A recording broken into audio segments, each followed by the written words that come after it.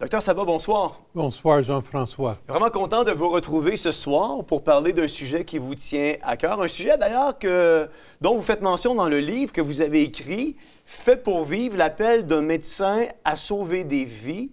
C'est un livre qui est rendu traduit en plusieurs langues, si je ne m'abuse. Oui. Dans combien de langues vous avez? Une dizaine de langues. Et bientôt, on va avoir toutes les éditions sur Amazon. Sur Amazon. Peut-être qu'on peut en faire un cadeau ce soir à la troisième personne qui pourrait nous écrire à info@theovox.tv, info@theovox.tv. La troisième personne qui va prendre le temps de nous écrire en nous donnant ses coordonnées complètes pour l'adresse de livraison ainsi que vos coordonnées personnelles pour qu'on puisse rentrer en contact avec vous pour vous l'acheminer. On va prendre le troisième courriel qui aura toute l'information. Encore une fois, info@theovox.tv.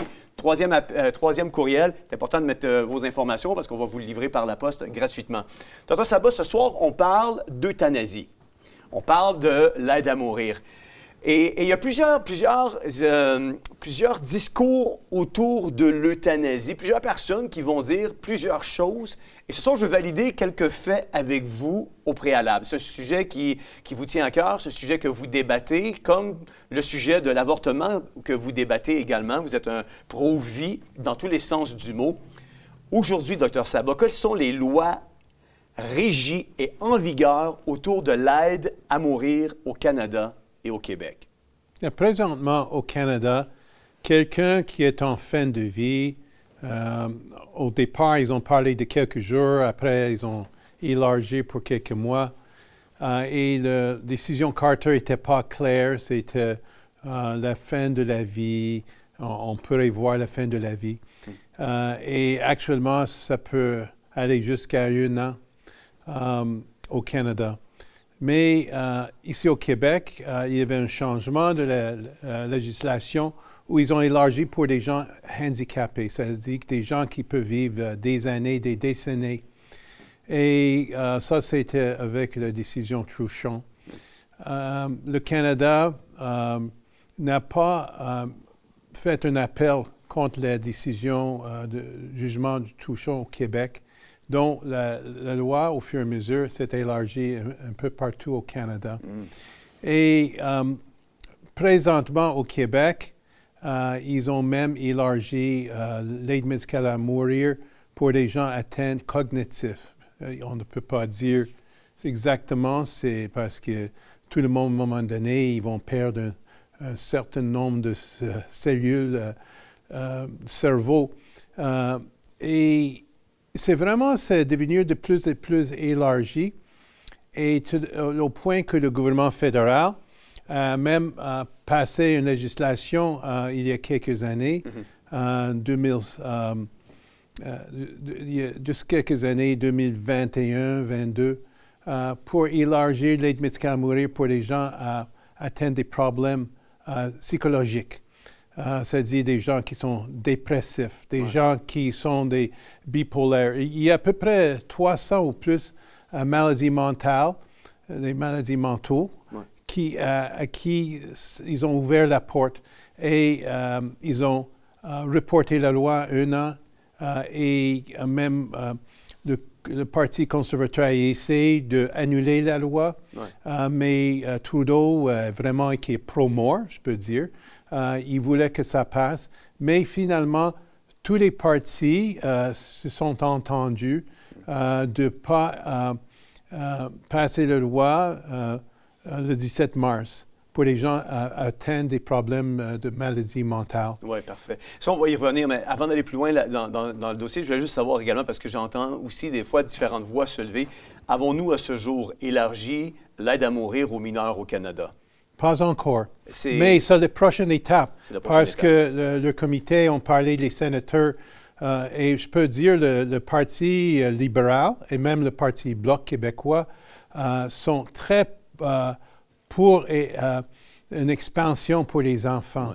Et c'est vraiment décevant parce que le Bloc québécois doit défendre les intérêts des Québécois. Ouais. Les Québécois sont des êtres humains aussi, mais ils font tout pour élargir l'aide médicale à mourir. Au lieu d'améliorer le système de santé, au lieu d'être des promoteurs pour un meilleur système de santé pour tout le monde. Ils mettent plus de subventions pour l'aide médicale à mourir. Exactement. Comment recevez-vous, Dr Sabat, le fait que le Collège des médecins, lui, serait favorable à ouvrir l'aide médicale à mourir ou l'aide à mourir ou l'euthanasie à des mineurs? Oui, je trouve ça vraiment décevant, désolant, et vraiment, ça va contre l'éthique médicale.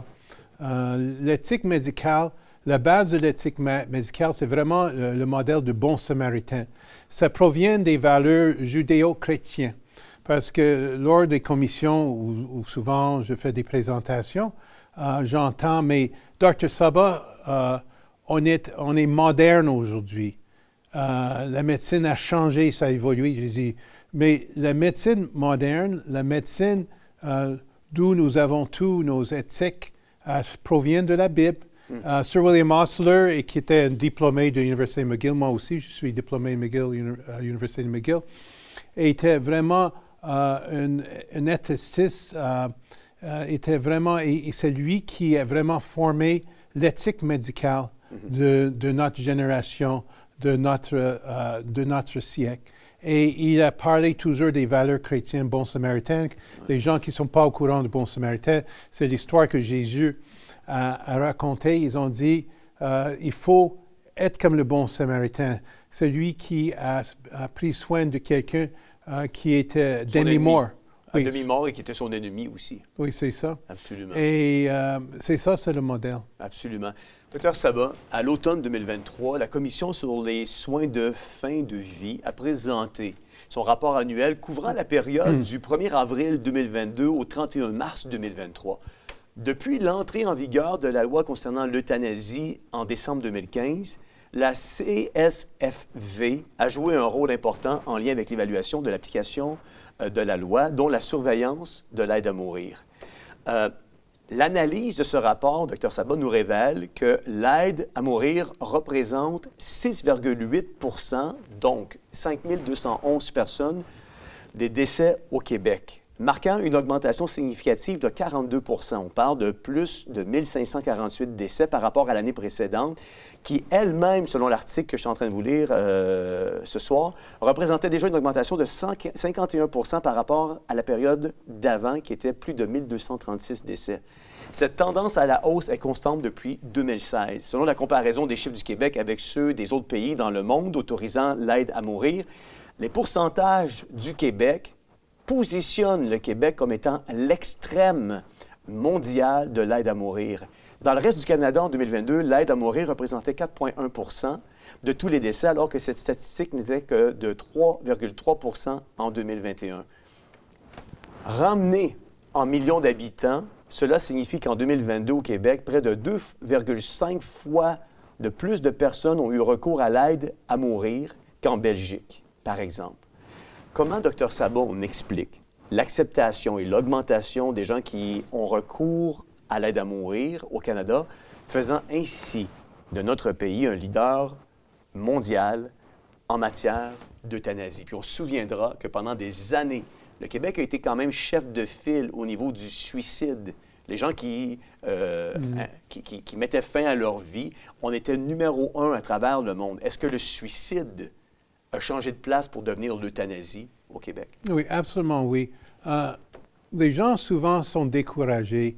Où je travaille, c'est un milieu défavorisé à la Chine.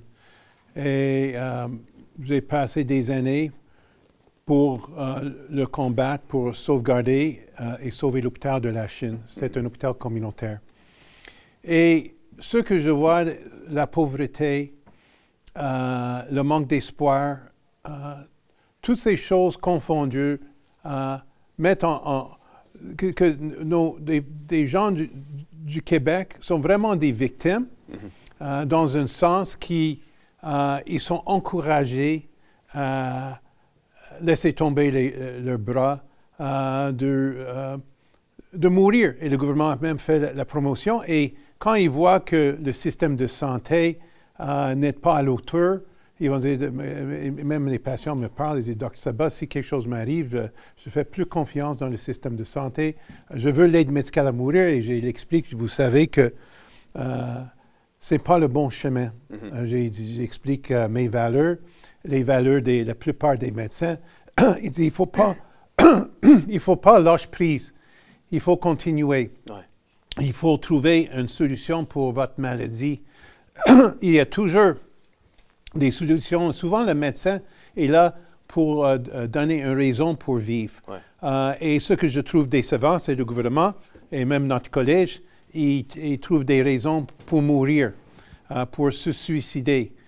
Aussi pas se suicider, pour se faire suicider par le suicide assisté. Vous savez que le gouvernement, ils ont utilisé le mot l'aide médicale à mourir c'est un peu d'un camouflage, c'est la poudre aux yeux. Oui, parce qu'en réalité, c'est un suicide assisté. Oui, c'est ça. C'est où le médecin injecte un poison, une substance létale pour mettre fin à la vie. Et quand on regarde les raisons, la plupart des raisons des gens décident de l'aide médicale à mourir, c'est pas, la majorité, c'est pas parce qu'ils sont en phase terminale, c'est parce qu'ils manquent de l'espoir, ils ne veulent pas être un fardeau, ils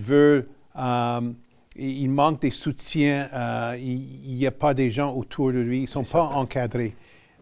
On parle d'espoir, Dr. Sabat. Vous avez un bel espoir parce qu'il y a un projet de loi qui avait été soumis afin de permettre l'élargissement de l'euthanasie aux personnes atteintes de maladies mentales. Vous aviez, vous, Dr. Sabat, milité avec raison contre ce projet de loi. On écoute un court extrait vidéo de votre implication à ce sujet, puis on en reparle par la suite.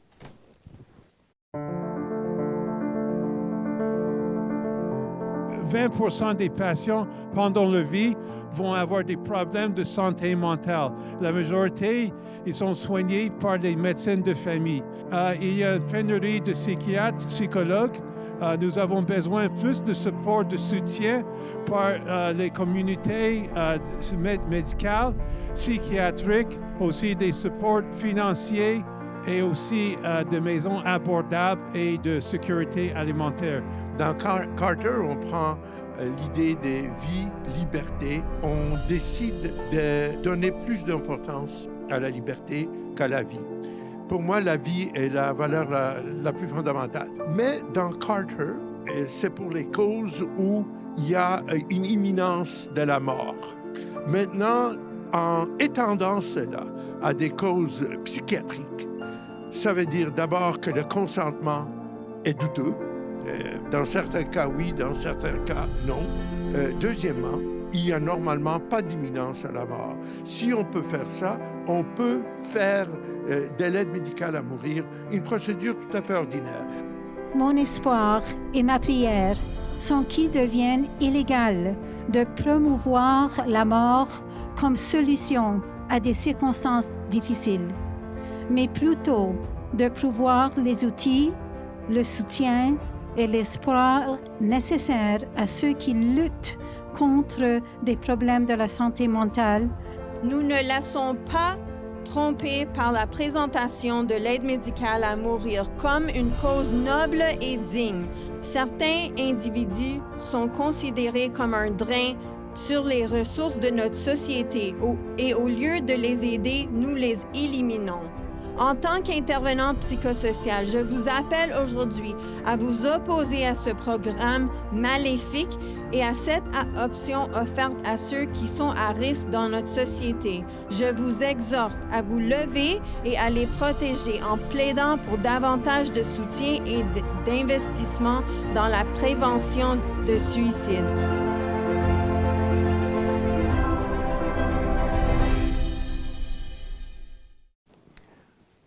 Très belle vidéo, Dr. Sabat. Et je veux juste prendre quelques minutes pour annoncer la gagnante. La gagnante du livre Fait pour vivre ce soir, c'est Joanne Rochon qui nous a donné toutes les coordonnées. Dr. Sabat, je vais vous le laisser pour que vous puissiez l'autographier puis peut-être marquer une petite pensée à la gagnante, Joanne Rochon, à qui nous allons envoyer le livre dès lundi. Le personnel va être là pour pouvoir faire l'envoi lundi matin, donc ça va être fait. Dr. Sabat, Le comité parlementaire a été formé en 2021 après que le Parlement eut adopté un projet de loi qui élargissait l'aide médicale à mourir pour inclure les personnes atteintes de maladies mentales. Le projet de loi a été amendé lorsque les sénateurs ont voté afin d'imposer un délai de 18 mois pour l'exclusion de la maladie mentale dans le but de donner au fédéral, aux provinces, aux territoires et aux associations médicales le temps d'élaborer des lignes directrices et des protections appropriées. Un round de gagné.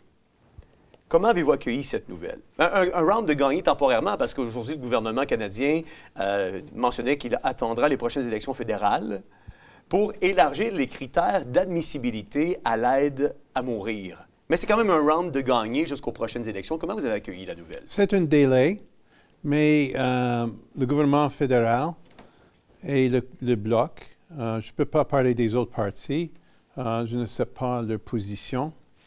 Je sais que les conservateurs, M. Poilievre a dit qu'il va voter, il a voté contre et il va enterrer cette loi ou ce projet de loi. Il faut que ça cesse, que le projet de loi soit annulé complètement, pas juste reporté. Ouais. Parce que la vie est très importante. Chaque vie a une valeur. Les gens n'aiment pas parler de le passé, ils n'aiment pas parler des nazis, mais je ne dis pas que les gens qui font la promotion de la loi sont les nazis, mais les nazis étaient comme nous autres. Ils ont vu que certaines vies avaient plus de valeur que d'autres vies. Et dans notre société, on a le même minding. Des gens qui avaient des problèmes psychologiques, ils ont moins de valeur que des gens qui n'ont pas de problèmes psychologiques. Malheureusement, 1 sur 5 Canadiens vont avoir un problème de santé mentale pendant leur vie.